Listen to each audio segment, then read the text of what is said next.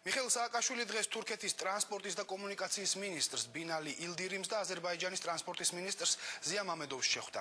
შეხვედრა საქართველოს რეგიონული განვითარების მინისტრი რამაზ ნიკოლაიშვილიც ესწრებოდა.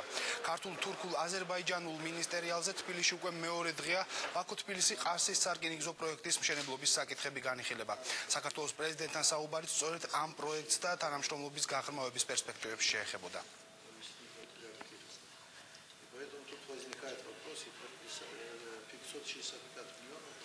Პრეზიდენტთან შეხვედრამდე სამი ქვეყნის მინისტრებმა მონაწილეობა მიიღეს კონფერენციაში ბაქო-თბილისი-ყარსის სარკინიგზო მაგისტრალის მშენებლობას მიეძღვნა ეს კონფერენცია. საქართველოს რეგიონული განვითარებისა და ინფრასტრუქტურის მინისტრი რამაზ ნიკოლაიშვილი და მისი კოლეგები პროექტის მიმდინარეობაზე, გადასაწყვეტ პრობლემებსა და დასახულ მიზნებზე მსჯელობდნენ. მშენებლობის მთავარი ყურადღება ახალ თურქეთ-საქართველოს საზღვარზე 4 კილომეტრიანი გვირაბისკენაა მიმართული, რომლის მშენებლობაც წელს უნდა დასრულდეს. საკმაოდ მნიშვნელოვანი იყო მოგვესმინათ მშენებლობის ტემპების შესახებ, რომელიც ამ რკინიგზის თურქული ნაწილში არის. მინაკითხათ, რომ შენდება 70 კილომეტრი გზა რკინიგზა და ასევე 4 კილომეტრი ნახევრიანი გვირაბი. ეს პროექტი მათ უკვე 53% შესრულებული აქვს. ეს წარმატება ჩაითვალოს. ჩვენ დღეს საბოლოო ჯამში დავსახმავთ მომდევნო წლის გეგმას, იმიტომ რომ რამდენიმე ასეული მილიონი უნდა დაიხარჯოს და ეს საკმაოდ რთული პოზიცია.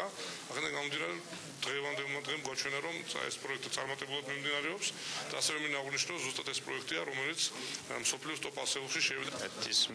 ეს არის სამუშაო შეხვედრა, სადაც ერთმანეთს უზიარებთ ჩვენს აზრებს და დეტალურ ინფორმაციას ვაწვდით პროექტის მიმდინარეობის შესახებ სამივე ქვეყანაში. თურქეთის მხარე გეგმის მიხედვით ასრულებს სამუშაოებს და ჩვენ არანაირ პრობლემას არ ვხედავთ იმაში, რომ პროექტის დასრულება დროულად. Евростандартი იმის გამო, რომ ევროპისა და პოსტსაბჭოთა ქვეყნების სარკინიგზო სტანდარტები განსხვავებულია, ჩვენ ვეძებთ გზებს და განვიხილავთ ტექნიკურ დეტალებს ამ საკითხის მოსაგვარებლად. სავარაუდოდ თურქეთის რომელიმე სასაზღვრო ქალაქში მოხდება ვაგონების გადატვირთვა. ყველა სხვა საკითხში შეთანხმება მიღწეულია. мы нашли общий согласие.